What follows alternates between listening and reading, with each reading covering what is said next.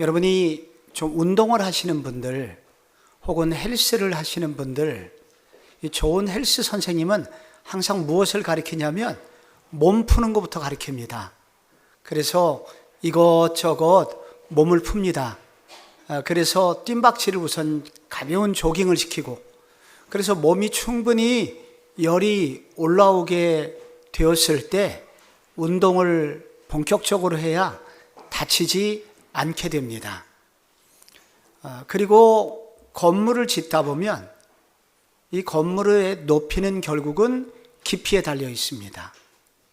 밑에 우리가 얼만큼 깊이 기초를 닦아 놓느냐에 따라서 빌딩의 높이가 결정이 됩니다. 그래서 이 서론을 다루는 것, 성경의 기초를 공부해 놓는 것은 매우 중요합니다. 요즘 골다공증 걸리신 분이 꽤 있습니다. 뼈가 튼튼해야 이 튼튼한 뼈의 구조를 기초로 해서 몸 전체에 근육이 붙고, 그래서 건강한 몸을 유지할 수 있는 것처럼 신앙의 뼈대를 세우려면 성경이라는 지식이 뼈대가 되어야 되고, 또 성경이라는 뼈대가 잘 세워지려면 이 성경을 이해하는 성경의 기초들을 든든히 세워야 됩니다. 그래서 사단의 가장 큰 도전 중에 하나는 뭐냐면 성경이 진짜 하나님의 말씀이 아닐 수도 있다 라는 도전입니다. 그래서 우리는 지난주에 성경의 권위에 대해서 함께 공부를 했습니다. 이 두 번째 시간은 조금 더 한 걸음 더 나가서 우리들이 지금 구약을 공부하잖아요. 이 구약 성경은 어떤 책이냐, 어떤 식으로 구조가 짜여져 있느냐 하는 것을 여러분하고 다루려고 합니다. 성경이 몇 권이죠? 66권. 천국과는 전화번호 669개 3927. 구약 39권에 신약 27권으로 되어 있습니다. 그래서 이 구약 39권을 이제 이번 학기에 그리고 다음 학기 올해 1년 동안 함께 배우게 되는데, 이 구약은 크게 네 가지로 구분을 할 수가 있습니다. 성경 전체를 구분을 할 수가 있는데, 우리가 낫권이 있습니다만은 이 성경 전체를 큰 네 개의 분야로 나눌 수가 있습니다. 맨 처음 나오는 책을 율법서라고 그렇게 부릅니다. 이 율법서는 창세기, 출애굽기, 레위기, 민수기, 신명기, 이거 모세가 썼다고 하여 이것을 모세오경이라고 부르죠. 그런데 이 모세오경을 일컬어서 히브리 성경은 이것을 율법서라고 규정을 합니다. 모세오경이 끝났습니다. 자, 그럼 그 다음 책이 무슨 책이죠? 여호수아,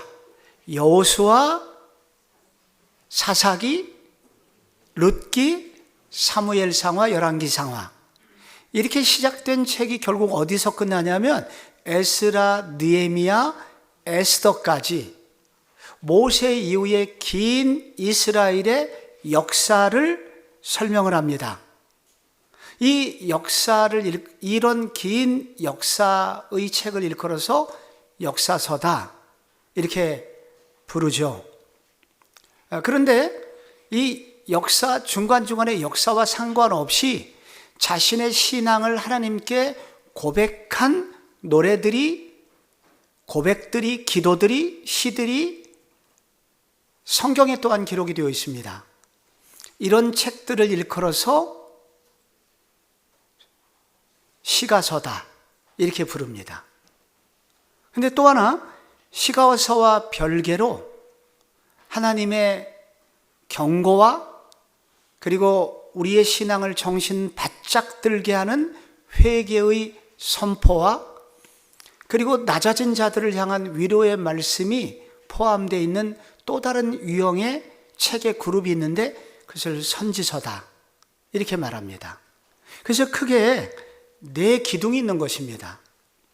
그래서 이 구약이라는 집은 크게 네 부분으로 이루어져 있는 것이에요. 첫 번째 책 모세오경, 주로 율법이 많이 기록이 되어 있어서 이걸 율법서라고 부릅니다. 이게 성경에 처음 나오는 책이기 때문에 이 모세오경 율법서는 주로 어떤 내용을 다루냐면 모든 것의 시작과 모든 생활의 기초가 되는 책. 그래서 일종의 이 모세오경을 율법, 그러니까 법률 서적으로 비유한다면 이거를 헌법이라고 부릅니다. 우리가 가장 애매할 때 마지막 헌법재판소에 가죠. 그것처럼 우리의 신앙의 가장 애매한 부분에 이르렀을 때 이스라엘 백성들은 첫 번째 5권의 책 앞에 가면서 과연 우리의 신앙, 나의 태도가 옳은 것인가 그런 것인가를 판단받게 됩니다. 그래서 이런 헌법과 같은 역할을 하는 것이 5번째 책입니다. 이 모세오경은 하나님이 누구시고 인간을 향한 하나님의 구원 계획은 무엇인지 하나님의 계획하심을 기록한 그런 책, 처음 책이니까 하나님이 어떤 분이시고 하나님이 인간을 향하여 어떤 계획을 가지고 계신지를 주로 기록해 놓은 그런 책입니다. 이스라엘 백성들에게 헌법과도 같은 책, 성경 전체의 기초가 되는 5권의 책, 이것이 율법서, 모세오경이다. 이 기초 위에 이제 이스라엘 백성들이 이제 믿음의 집을 짓게 되는데 그 2번째 기둥에 해당하는 책이 역사서입니다.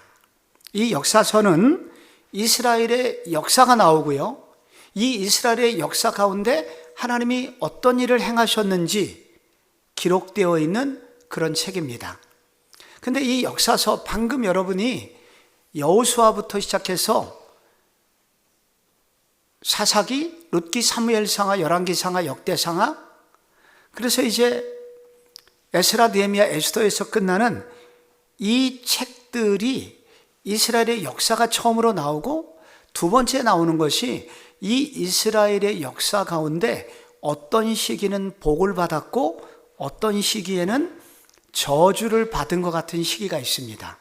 그래서 역사서의 이 굉장히 중요한 주제 중에 하나가 바로 순종이냐 불순종이냐 하는 문제를 다룹니다. 이스라엘 백성들이 하나님의 말씀에 순종했을 때 하나님이 승리를 주십니다. 근데 불순종했을 때 그 불순종의 결과 얼마나 아픈 일들이 역사 가운데 나타나 있는지 그것을 이 역사서를 읽으면 깨닫게 됩니다. 그런데 인간의 불순종에도 불구하고 이스라엘 백성들이 완전히 역사 가운데서 사라지지를 않아요. 왜?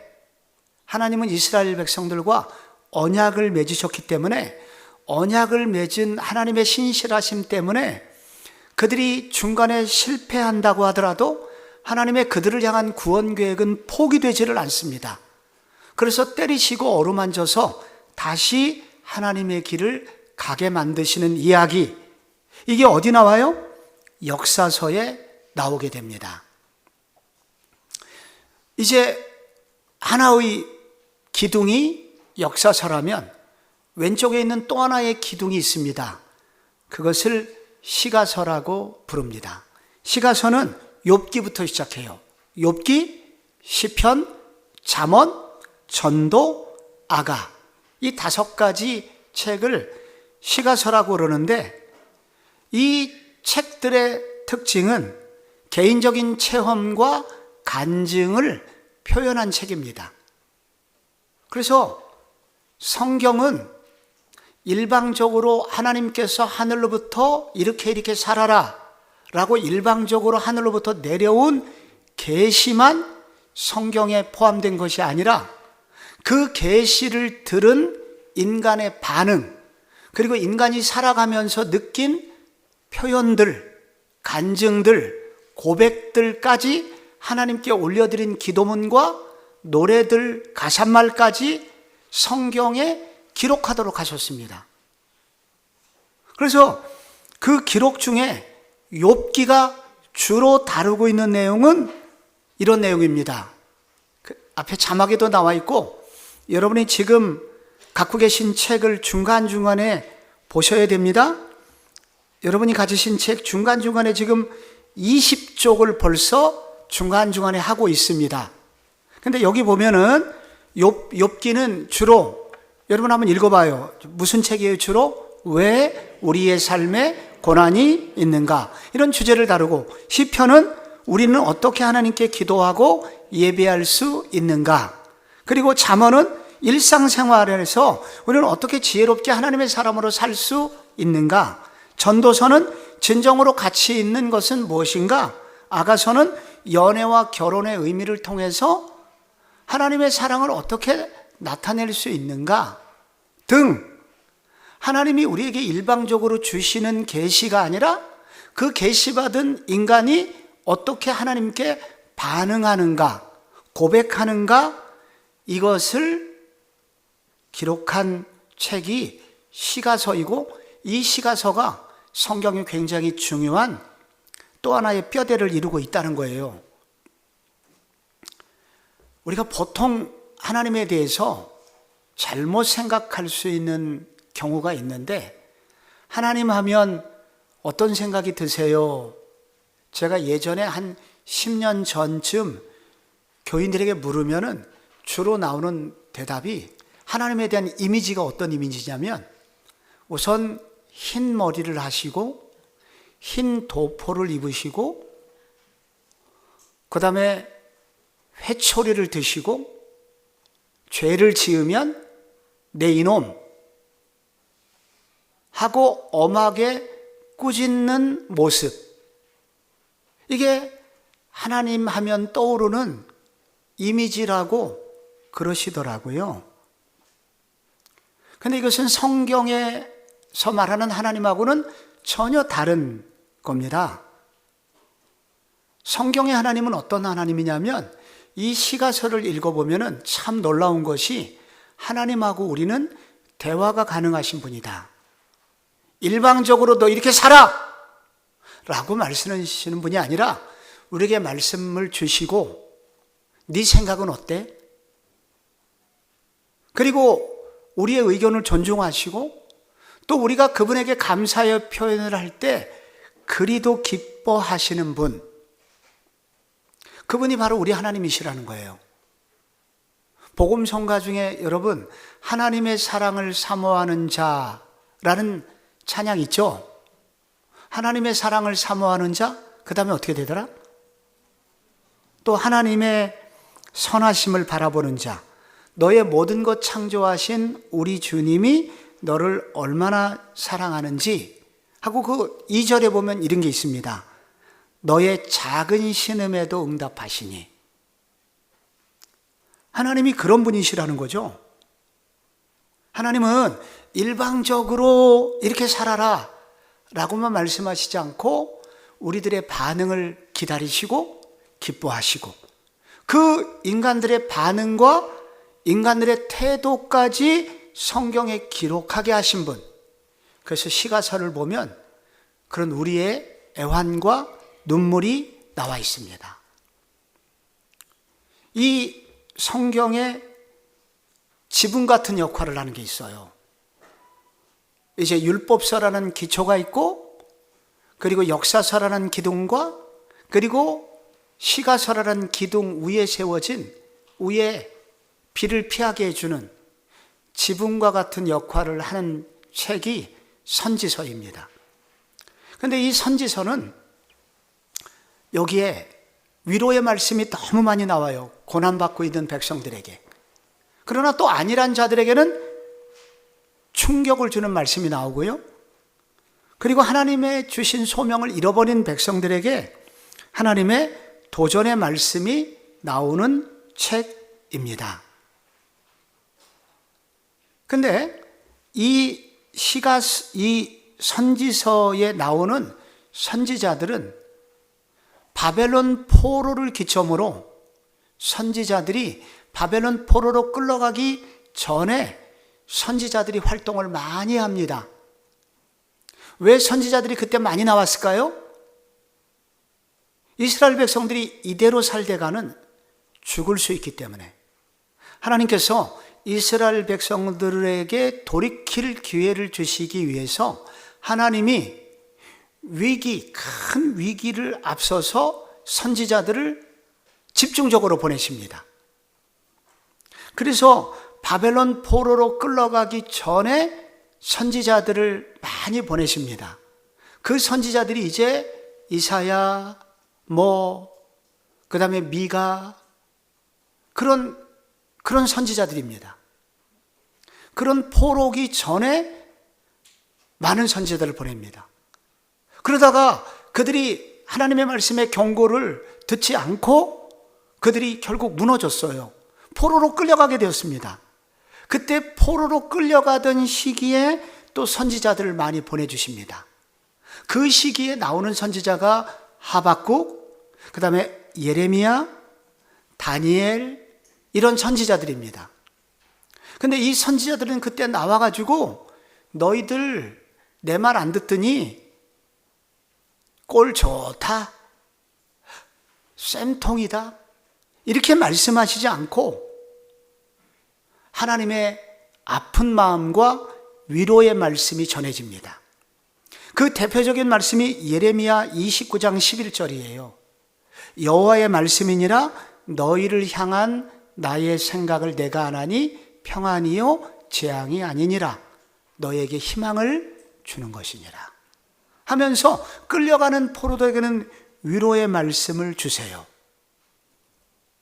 근데 이제 포로로부터 돌아오게 되는 시기에 다시 성전을 재건해야 되는 그 척박한 땅에서 다시 성전 재건의 위기의 시기에 나타나서 또 활동하던 시기가 있었는데 그때 선지자가 학개, 스가랴, 말라기 이런 선지자들인데 하나님은 무너진 땅에서도 새롭게 일을 시작하시는 분이십니다 라고 하면서 다시 재건할 수 있도록 하나님이 그 선지자들을 통해서 용기를 주세요. 그래서 이런 선지자들을 통해서 하나님은 이제 이스라엘 백성들과 다시 동행하시는 법을 알려주시고 자기 백성과 계속해서 그 길을 가십니다. 그런데 선지자들은 이 하나님의 진리를 직통으로 받아서 직통으로 전하는 사람들이었기 때문에 어떤 것은 큰 위로를 받기는 하지만은 많은 경우에 핍박을 받습니다. 옳은 말, 진리 이런 것들을 행하다 보니까 핍박을 받고 고난을 받습니다. 그래서 예레미야라는 선지자는 감옥에 갔고요. 이사야는 왕들을 경고하다가 결국 톱에 쓸려서 죽기도 했고요. 그리고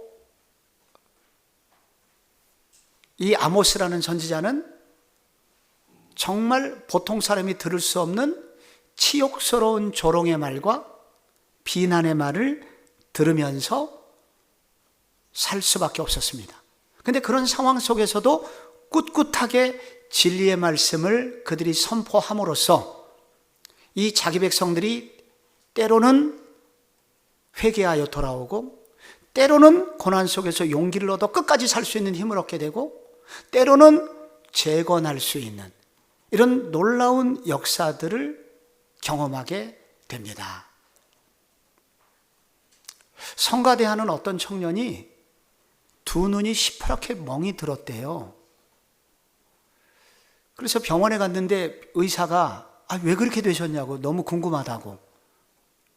자기가 교회에서 성가대를 하는데 성가대 앞에 자매가 치마에서 브라우스가 삐질삐질 삐져나와서 그거 집어넣어 주려고 하다가 그 자매한테 한 대 맞아서 이렇게 시퍼렇게 멍들었다고.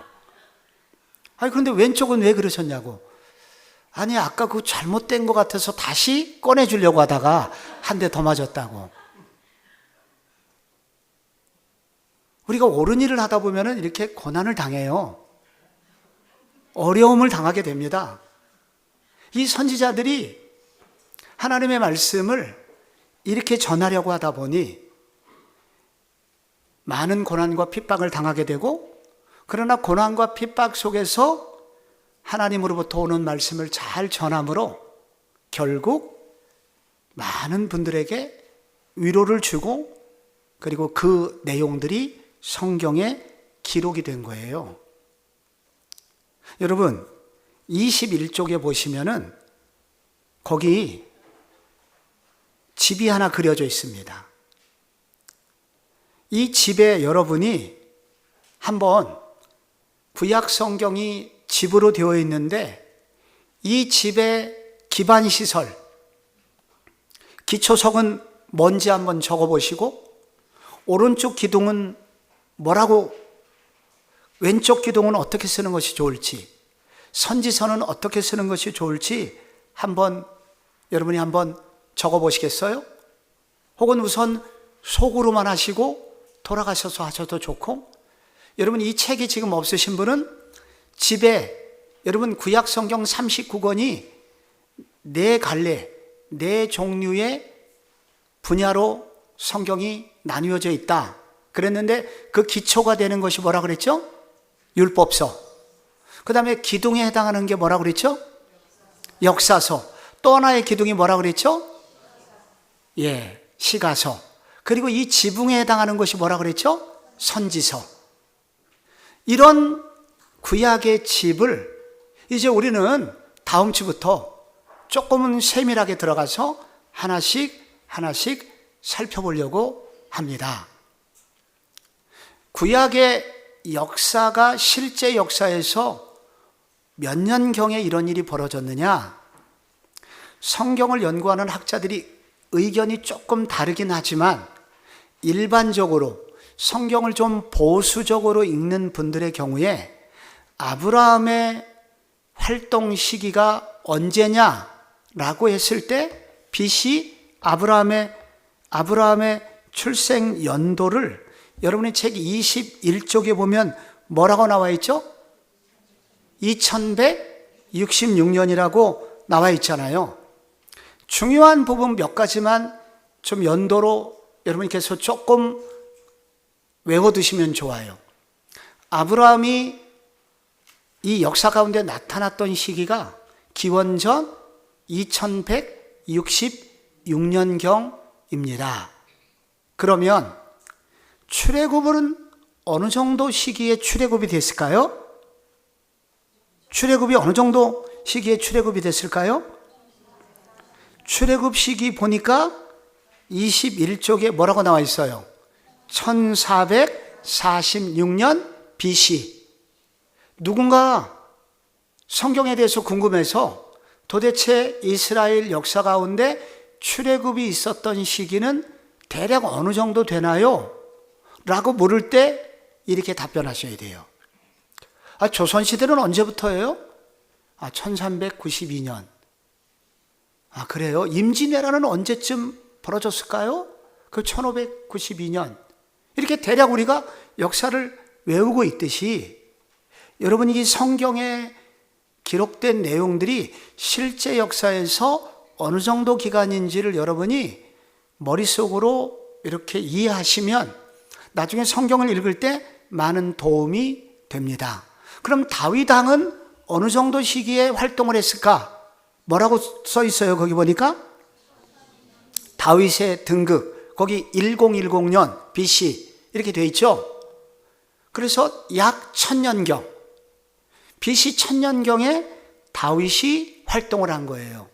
그러니까 약 BC 2000년경에 아브라함이 활동했고, 그로부터 약 1000년 조금 지나서 다윗이 활동을 한 겁니다.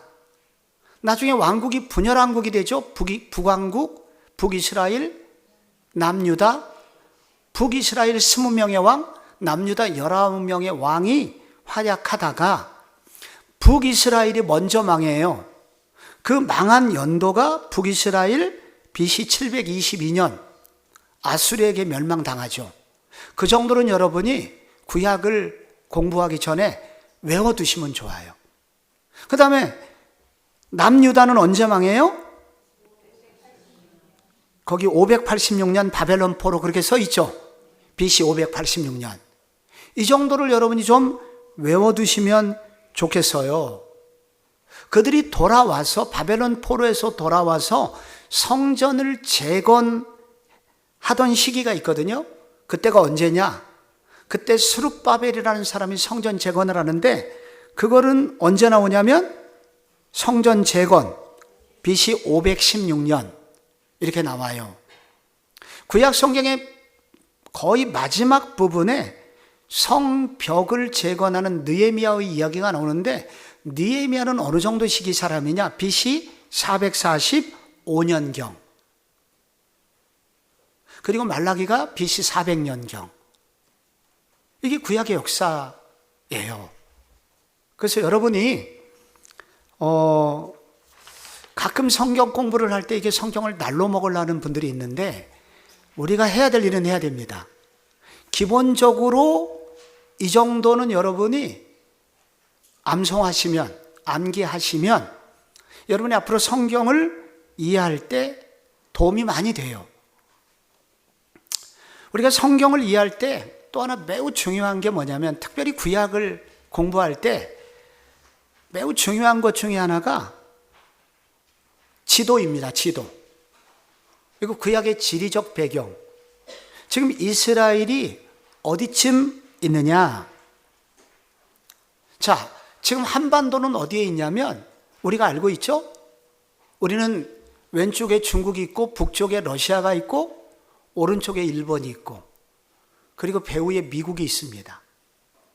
이 4강의 구도 안에 한반도가 남북으로 나뉘어져 있죠. 이게 우리의 모습이라면 이스라엘이라는 나라도 비슷해요. 이스라엘은 계속해서 역사 가운데 열강의 구도 중에 한 가운데 있는 나라입니다. 여러분이 이제 이 소위 구약 유대 지역이 포함된 그 당시 세계 지도를 잠깐 보실게요. 세계 지도가 여러분 22쪽에 나와 있는 이 지도가 여러분 지금 화면으로 보고 계신 지도입니다.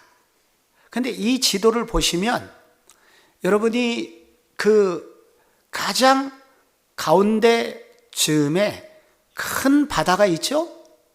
뭐라고 써 있을까요? 지중해라고 써 있습니다. 저 지중해에서 저 지중해 오른쪽에 바로 이스라엘이 유대가 포함이 되어 있죠. 근데 이 유대 이스라엘을 포함하고 있는 당시 열강의 구도 중에서 굉장히 중요한 것이 뭐냐면 이스라엘의 북쪽에 있는 나라들입니다. 당시 이 이스라엘의 북쪽에 있는 거대 제국이 이 중동의 중앙인데 당시 세계의 중심인데 이 세계의 중심지가 여러 차례 바뀌는데 일반적으로 우리가 역사 가운데서 이제 계속 보여주세요. 가장 먼저 이제 우리가 이 역사 가운데서 좀 익숙한 나라 중에 하나는 구약 시대에 아수르라는 나라예요. 아수르. 그 다음에 바벨론이라는 나라. 그 다음에 페르시아라는 나라. 이런 나라들이 이 패권을 차지하면서 누가 패권을 차지하느냐에 따라서 바로 유대의 운명은 언제나 달라지게 되었습니다. 그래서 이것은 여러분이 지금 지도에서 보고 계신 이 중동 지도를 보고 계신데 이 지도에 갈대아 우르라고 쓰여 있는 곳 있죠? 저곳이 이제 아브라함의 고향입니다. 저 갈대아 우르는 유브라데스 강 하류예요. 근데 바로 위에 또 하나의 강이 있는데 티그리스라는 강입니다. 그래서 중동을 우리는 사막의 땅으로 오해할 수가 있는데 저 중동의 한가운데는 굉장히 비옥한 땅이 유브라데스 강, 티그리스 강을 중심으로 해서 거대한 제국이 오래전부터 형성되어 있었고 저곳을 어디로부터 누가 차지하느냐에 따라서 중동의 패권은 언제나 갈렸습니다. 저 갈대아 우르라는 그 지역에서 갈대아 우르라는 끝부분, 바로 밑에 지도에는 작은 바다가 하나 보이죠? 해협이 하나 보이죠? 저것이 오늘 가장 요즘 유명한 호르무즈 해협입니다, 저게. 그래서 이제 그 밑으로, 갈대아 우르 밑으로 내려오는 그 오른쪽에 오늘날의 이란이 있고요. 그리고 갈대아 우르 밑에 쪽에 사우디아라비아와 그 다음에 오만이란 나라, 바레인이란 나라, 이런 나라들이 그쪽에 포진이 되어 있습니다. 그 유브라데스 강, 티그리스 강 이 유역을 누가 차지하느냐, 이것이 중동의 늘 관심사였던 거예요. 그런데 여러분, 이 갈대아 우르에서 아브라함이 떠나서 창세기 12장에 보면은 아브라함이 갈대아 우르에서 곧바로 가나안 땅으로 왔을까요? 중간에 어디에서 잠깐 좀 머물렀을까요? 잠깐 어디를 머물렀었던 적이 있는 것 같아요. 그죠? 그게 어디였더라? 하란이라는 곳이었어요. 예. 지금 하란이 어디 있습니까? 갈대아 우르에서 이 유브라데스 강 상류, 티그리스 강 상류에 하란이 있고, 요것은 소위 메소포타 문명, 티그리스 유브라데스 강의 그 화려한 메소포타미아 문명의 끝지점입니다. 그런데 아브라함이 여기서 아버지 데라가 죽기까지 여기서 잠깐 머물러요. 왜 하란에서 머물렀을까요? 그리고 아버지 데라가 죽자 하란을 떠나 가나안 땅으로 오게 됩니다. 아브라함이 하나님의 말씀에 순종해서 갈대아 우르를 떠나서 곧바로 유대로 오지를 못했어요. 하란을 머물렀어요. 그 구절을 읽어보면 우리의 신앙생활도 우리 주님이 우리에게 기회를 주시는 거예요. 우리가 하나님의 말씀에 처음부터 예수 믿자마자 선교사 되라, 이러면 누가 예수 믿겠어요? 하나님은 그렇게 하지 않으세요. 여러분, 선교사 아무나 되는 거 아니니 염려하지 마세요. 여러분, 믿음이 시원치 않으신 분들, 내가 봐도 내가 믿음이 과히 그렇게 좋지가 않아, 그런 분 안심하셔도 돼요. 그런 분 선교사 안 시켜요. 하나님이 선교사로 시키시려면 하나님이 과정을 통과하게 하세요. 아브라함에게 너는 예수 믿자마자 갈대아 우르를 떠나고 너 아들 줄 테니까 아들을 모리아산의 제물로 바쳐라, 그러면 아브라함이 못 바쳤을 거예요. 근데 아브라함에게는 무엇이 있었냐면 하란이 있었습니다. 하나님이 하란이라는 지역에서 아브라함을 준비시키세요. 그 과정을 통해서 하나님은 아브라함을 아브라함 되게 하세요. 그러니까 아브라함이 처음부터 100% 순종했냐? 아니에요. 중간에 완전히 순종하지 못하는 절반의 순종이 그에게 있었지만, 그러나 궁극적으로 나중에 완전히 순종하고 믿음의 조상이 될 수 있었다는 거예요. 그래서 여러분께서 우리가 신앙생활을 할 때 매우 작은 발걸음이 소중한 거예요. 여러분이 성경대학 1강, 2강 듣는 게 매우 소중해요. 한 번에 모든 것을 하는 게 아닙니다.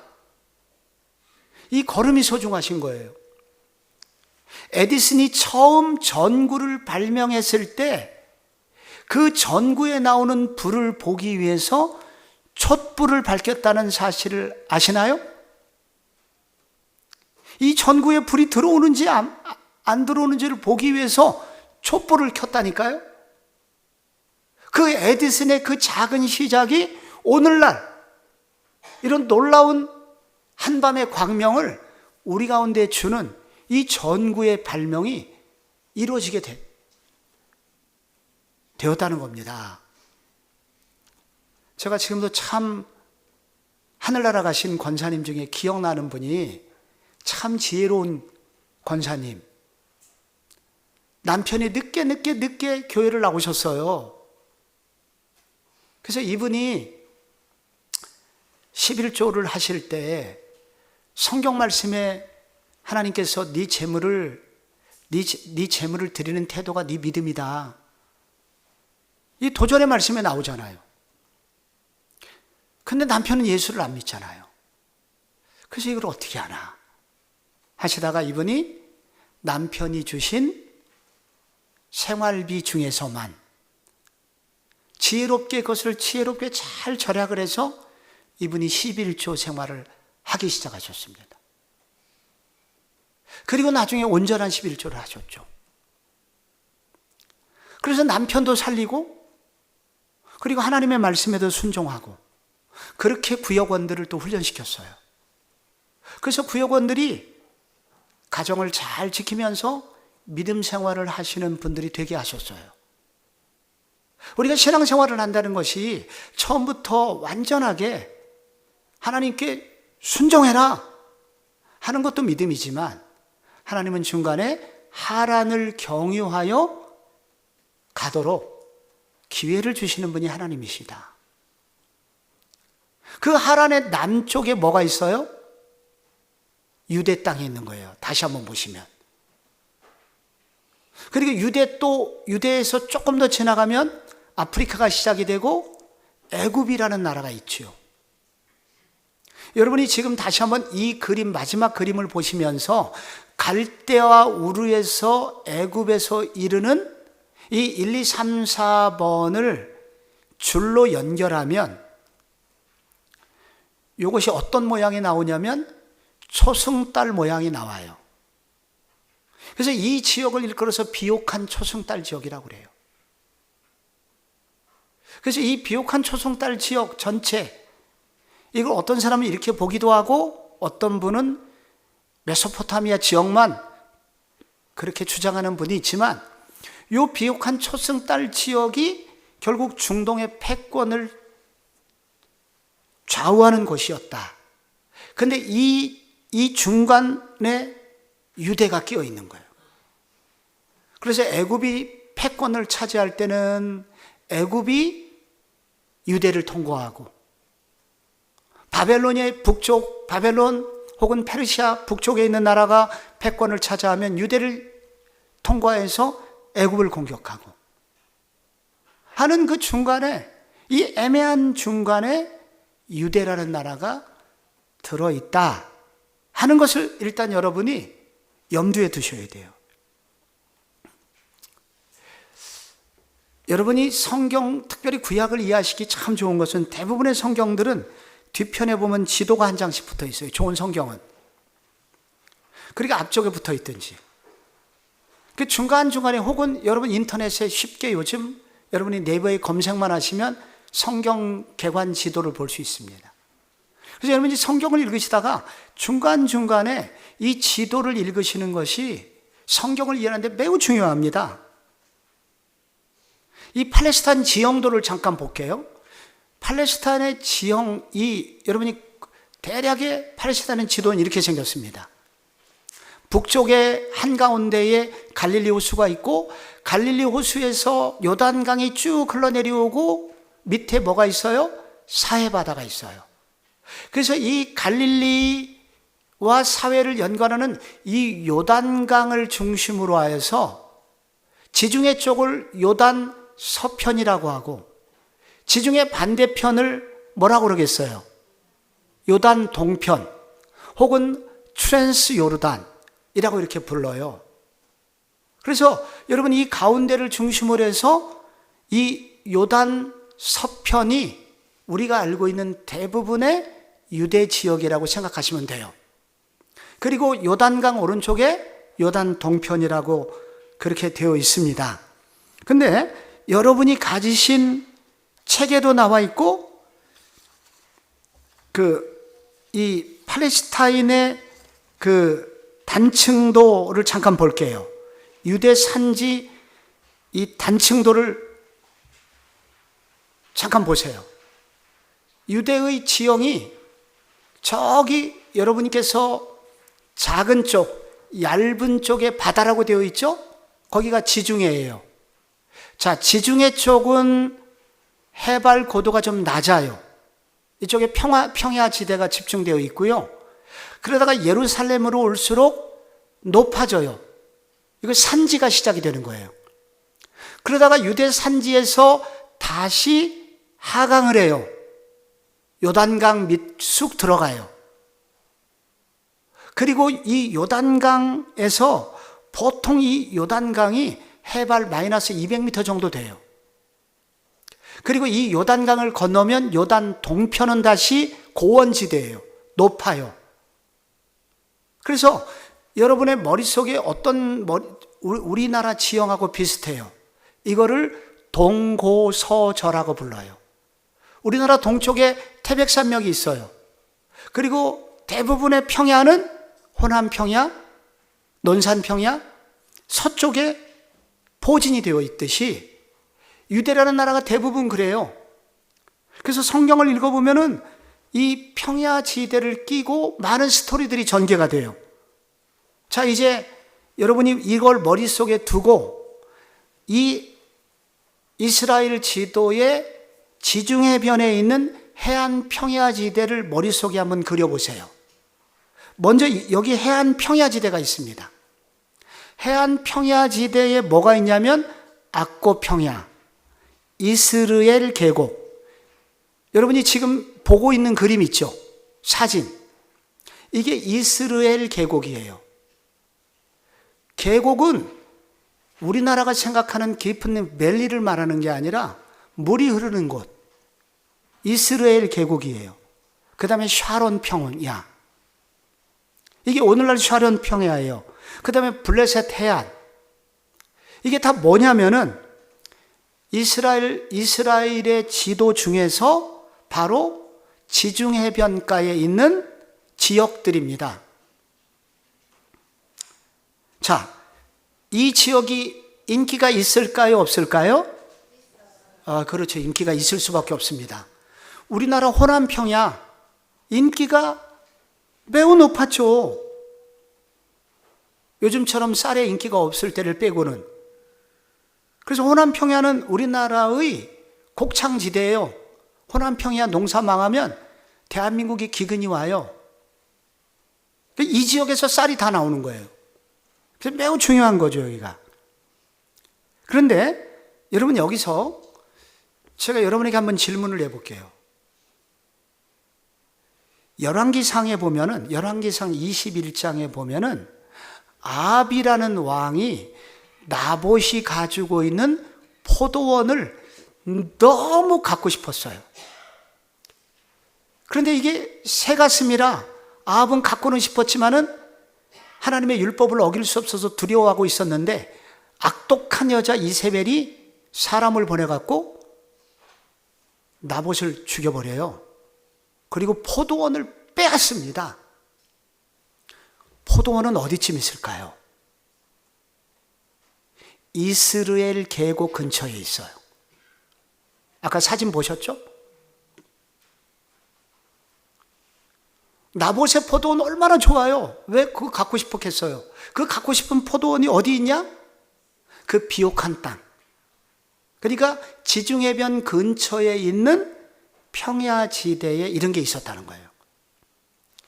지중해변의 그 북쪽에 악고 평야가 있다면 그 조금 내려와서 블레셋이라는 나라가 포진이 되어 있습니다. 그래서 이 블레셋은 아주 살기 좋은 땅이에요. 그런데 여러분, 이 블레셋하고 아주 깊숙이 연관된 인물이 삼손입니다. 삼손이 자주 찾았던 블레셋 지역이 있어요.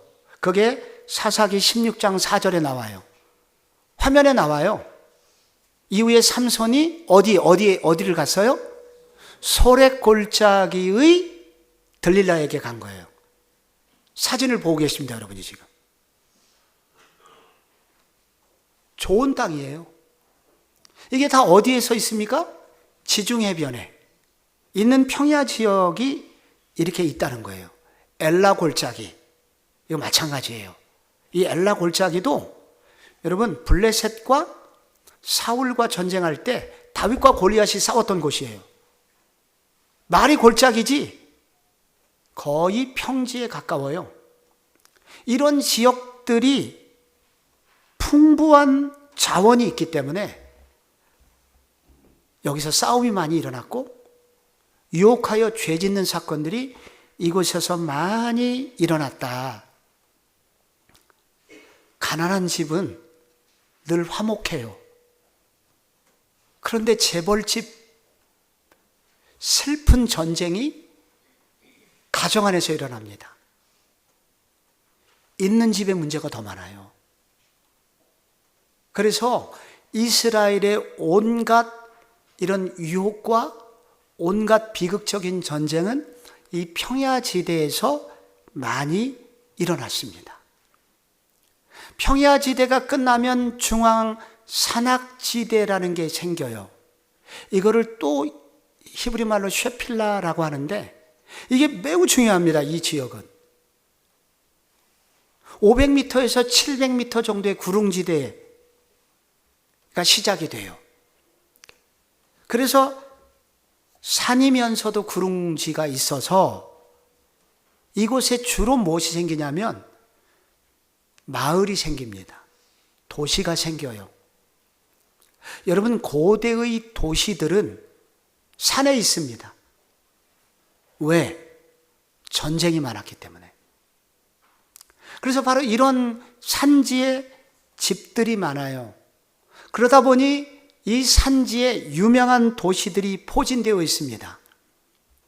이스라엘의 지도 중에서 좀 북쪽에 있는 산지를 에브라임 산지 이렇게 불러요. 이 에브라임 산지 안에 북이스라엘의 수도 사마리아가 있고요. 그 다음에 한나가 기도하던 성막이 있었던 실로가 있고요. 사진에서 보고 계십니다. 그리고 야곱이 들에서 기도했던 베델, 나중에 큰 도시가 돼요. 이 베델이 보고 계시고요. 이 북쪽의 에브라임 산지 중에 그 유명한 에발산과 그리심산, 세기메라는 도시가 그 가운데 있고 에발산과 그리심산이라는 게 있어요. 이게요 에브라임 산지, 북쪽의 산지고요. 조금 남쪽 산지가 뭐가 있냐? 유대 산지가 있어요. 이 유대 산지 위에 그 유명한 도시 예루살렘, 그 다음에 베들레헴, 헤브론, 남쪽에 있는 산지 위에 이런 도시들이 있습니다. 그래서 여러분이 성경 읽다 보면요, 누가복음 1장 39절 잠깐 볼까요? 이때에 마리아가 일어나 빨리 산골로 가서 유대 한 동네에 이르러, 여기 갈릴리 근처에 있었던 마리아가 임신하자 유대 산지에 있는 세례 요한의 엄마를 찾아가잖아요. 근데 그게 어디에 있어요? 바로 유대 산지에 있었다는 거죠. 이스라엘 백성들이 예루살렘을 수도로 삼은 이유가 있어요. 이건 한때 난공불락이었어요. 왜냐하면 이 예루살렘은 산과 산 사이에 있어요. 그래서 깊은 골짜기가 있는 거예요. 그래서 예루살렘 성을 점령하기가 만만치 않았어요. 깊은 골짜기, 기드론 골짜기가 있었기 때문에. 건너편에는 감람산이 있었고. 그래서 이 한때 고대 시대에는 이 산이 난공불락이었어요. 그래서 시편 46편이 나온 거예요. 하나님은 우리의 피난처시오 힘이시니 환난 중에 만날 큰 도움이시라. 이게 예루살렘 성을 찬양한 것이거든요. 이제 그 중앙산지가 끝나는 그 오른편에 유대 광야가 시작이 됩니다. 유대 광야는 돌로 된 산악지대예요. 지금 보고 계신 사진, 저렇게 산으로 되어 있어요. 저런 돌로 된 돌산들이 많아요.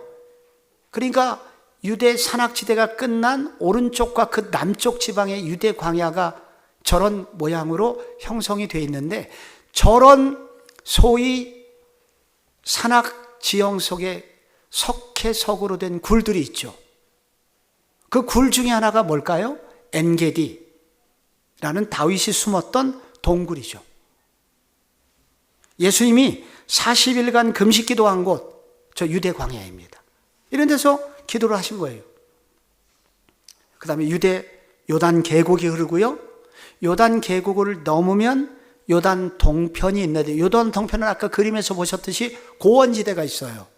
그래서 고원지대는 풀이 많고요. 그리고 이 고원지대다 보니까 약초가 많이 나고, 풀이 많으니 소들이, 양들이 많이 자랄 수 있는 곳입니다. 우리로 말하면 대관령 같은 곳이죠.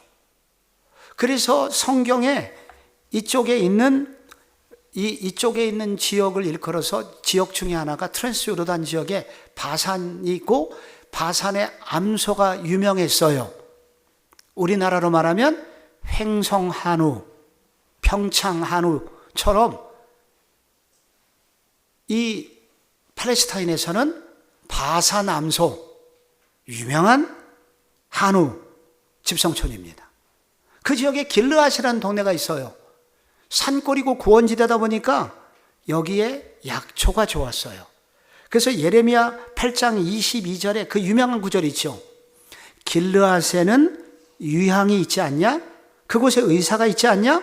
딸 내 백성이 치료를 받지 못하면 어찌미냐? 그래서 길르앗이 바로 그 지역이라는 거죠. 그래서 이 성경에 나오는 많은 내용들은 이 구체적인 지역하고 연관이 돼 있어서, 여러분이 머릿속에 이것을 조금 정리하시고, 그리고 중간중간에 지도를 펴서 성경을 읽는 습관을 기르시면 성경이 깊이 있게 우리 가운데 다가오게 됩니다. 자, 우리나라는 비가 언제 많이 올까요? 여름에. 특별히 언제 장마가 시작되죠? 보통 6월 말. 선교단체 수련회 갈 때 6월 말. 이때 장마가 시작이 돼요. 8월까지. 6, 7, 8. 우리는 이거를 우기라고 하고, 그 다음에 비교적 비가 안 오는 때가 우리는 겨울이죠. 건기라고 합니다. 3월 비가 안 와요. 산불이 많아요, 이때. 근데 그러면 이스라엘은 어떨까요? 우리나라하고 좀 반대예요. 4월에서 10월까지가 건기고요. 이스라엘은 보통 언제부터 비가 내리냐면 11월부터 그 다음에 3월까지. 그래서 전체 강수량의 90%가 이 5달 동안 내려요. 11월에서 3월까지. 그래서 이때가 우기예요. 그러면 이들이, 여러분, 농사를 언제 지을까요?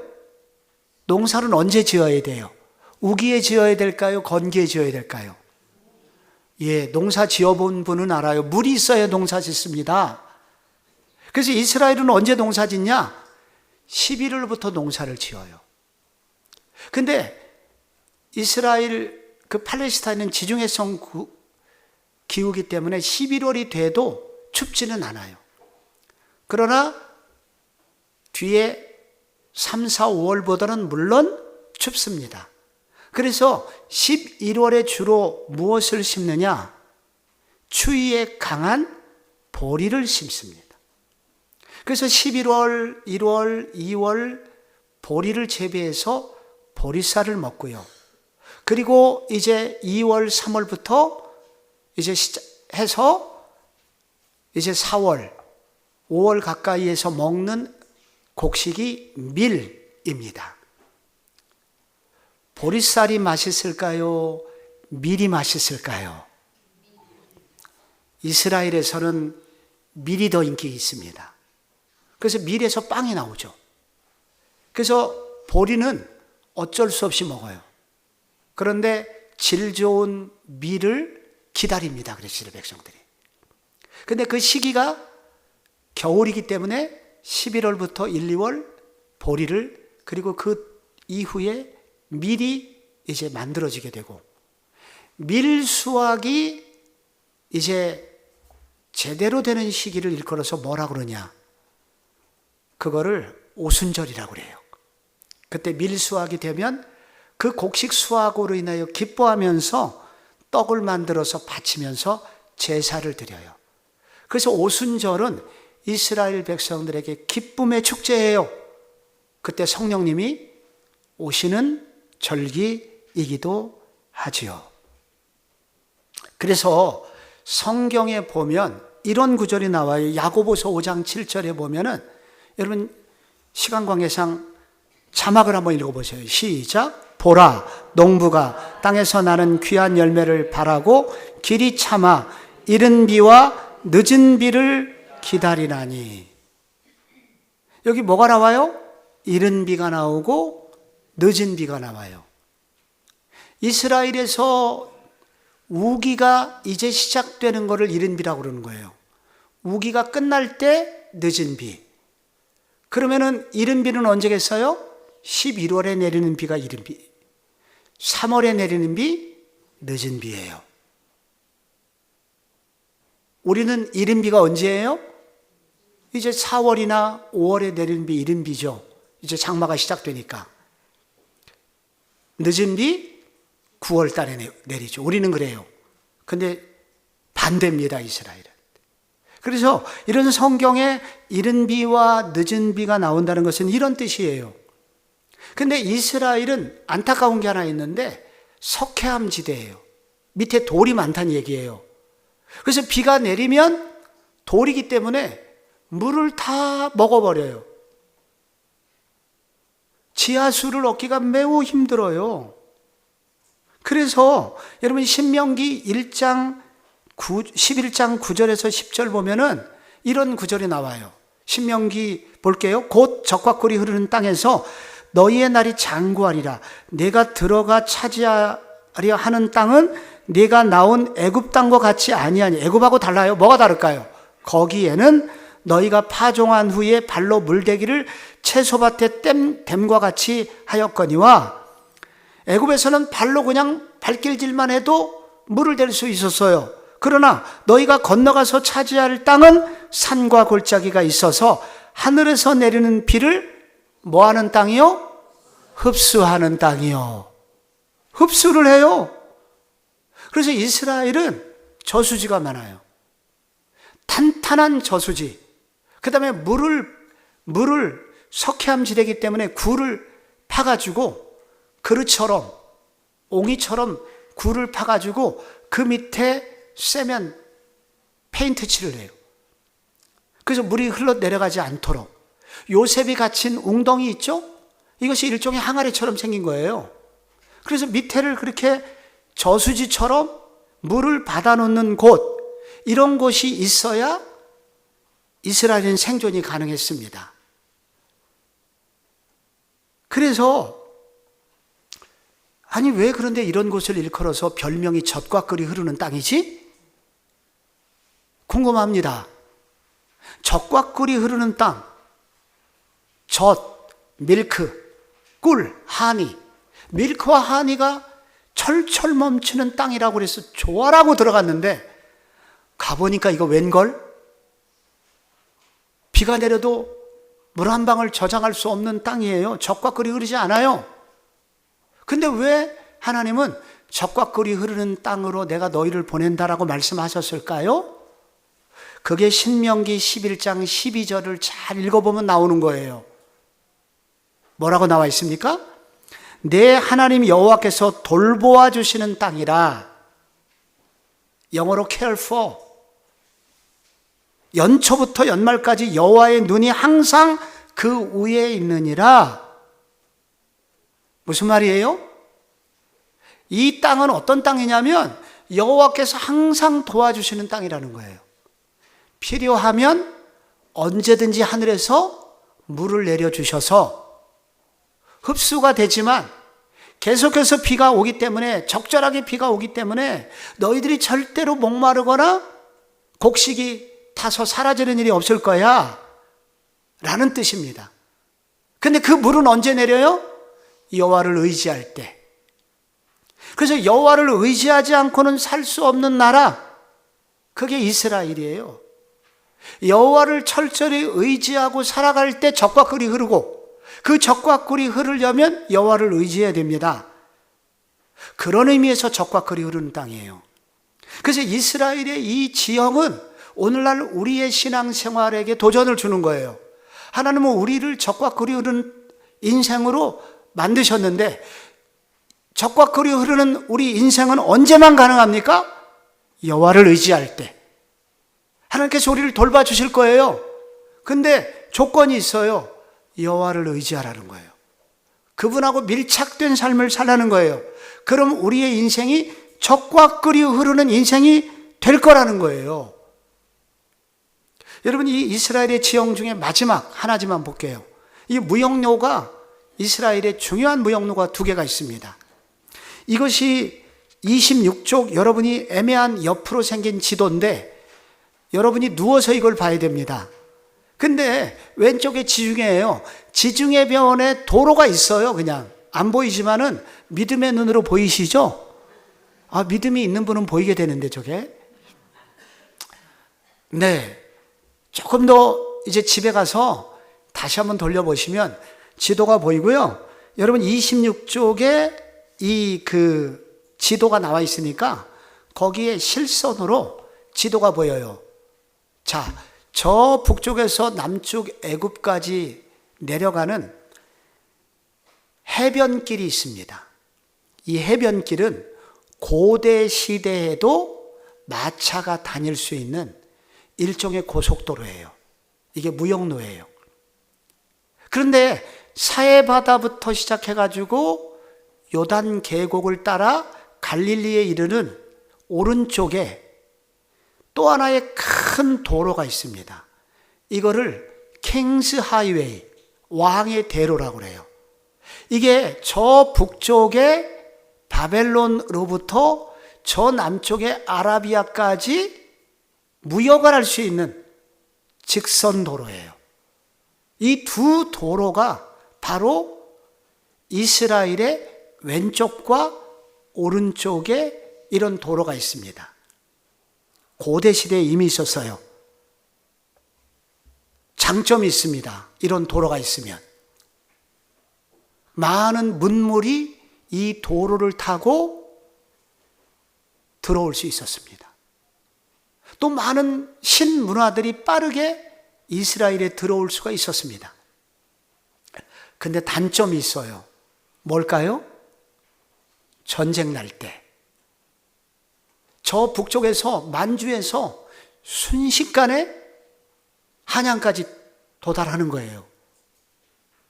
일본에서 순식간에 바로 한양으로 치고 돌아올 수 있는, 그래서 이 무역로가 좋은 곳이기도 하지만은 이런 해변길과 왕의 대로는 애굽의 북진 정책이 있을 때마다 고통을 당했고, 저 북쪽의 나라들, 강대국들이 남진 정책을 펼 때마다 고통을 당했어요. 저 남쪽에는 유목민들이 살았어요. 아말렉, 미디안, 이스마엘, 이런 족속들이 살았어요. 추수 때만 들어오면 이것들이 올라와가지고 유대 남쪽에 있는 백성들을 괴롭혔어요. 근데 왜 하필 하나님은 이런 곳에,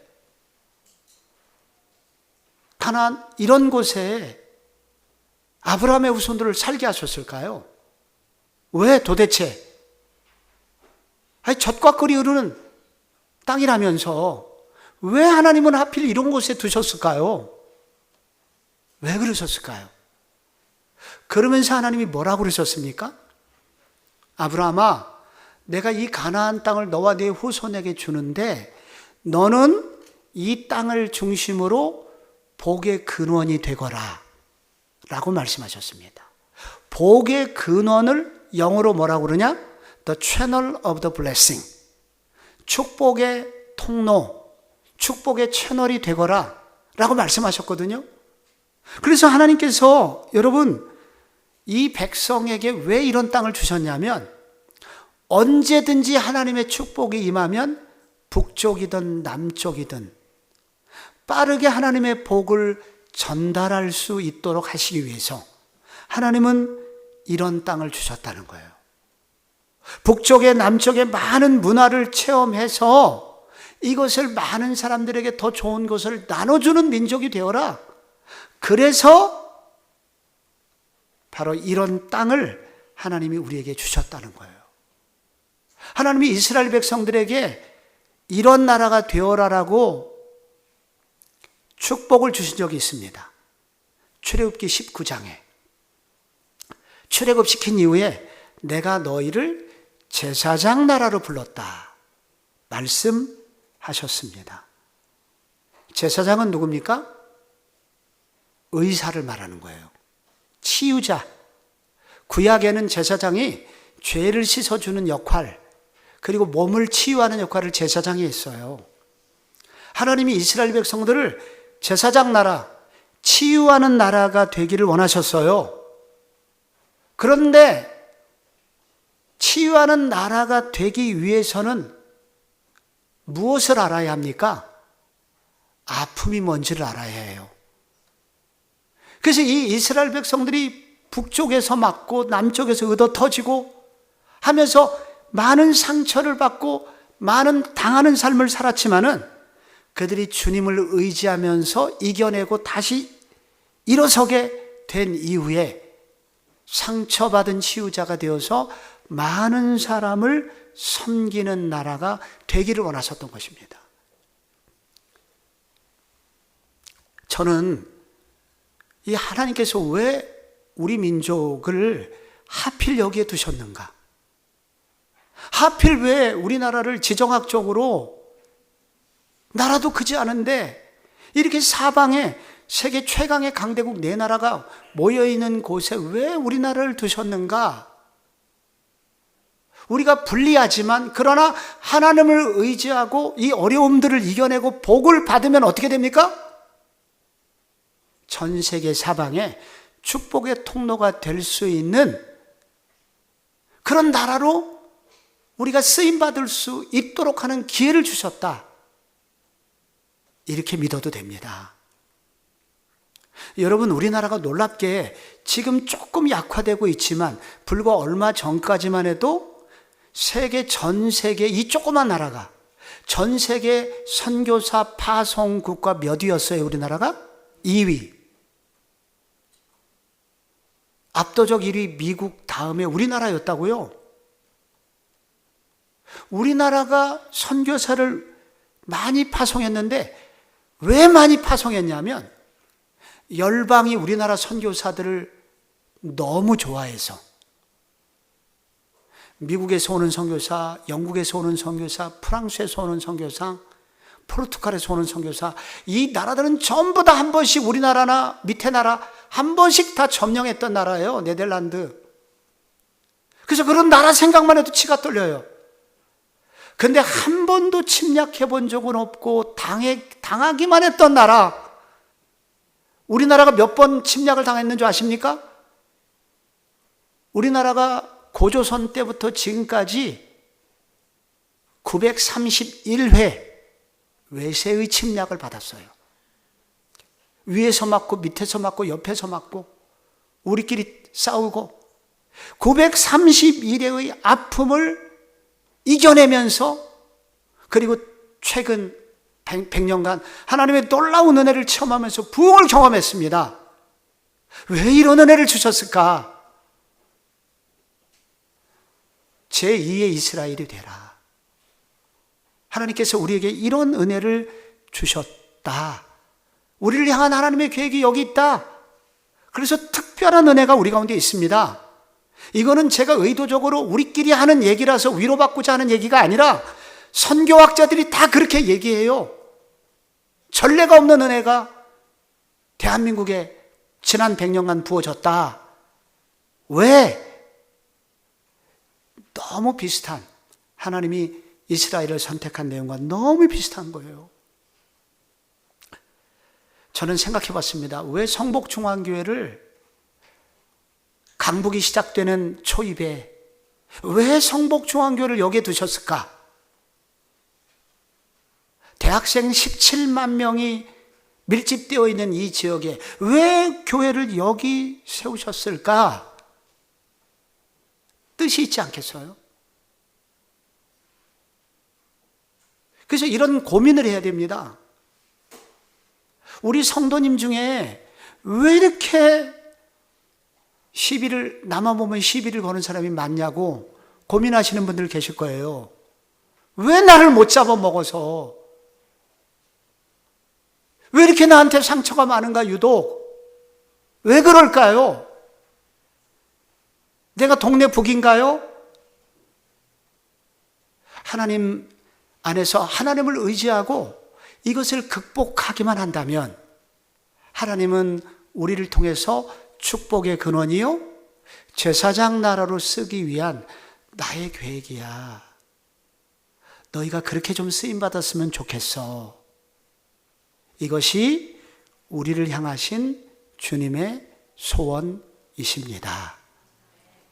이스라엘을 닮은 우리가 이런 은혜가 구약을 공부하는 동안 모든 분들이 이런 깊이 있는 은혜를 체험하시기를 축복합니다. 기도하겠습니다. 아버지 하나님 감사드립니다. 구약의 집이 어떻게 세워졌는지, 그리고 이스라엘이 어떤 지형과 기후와 어떤 지리적 형편에 있는지 우리가 잠깐 살펴보았습니다. 하나님, 이런 불리한 지정학적인 위치 가운데서 하나님의 은혜가 이 백성을 통해서 온 세계에 흘러갔던 것처럼 저희 모든 성도들도 동일한 은혜를 체험하게 하여 주옵소서. 구약의 말씀을 통해서 깊이 있게 주님을 만나는 은혜를 허락하여 주옵소서. 주 예수님의 이름으로 기도드립니다. 아멘.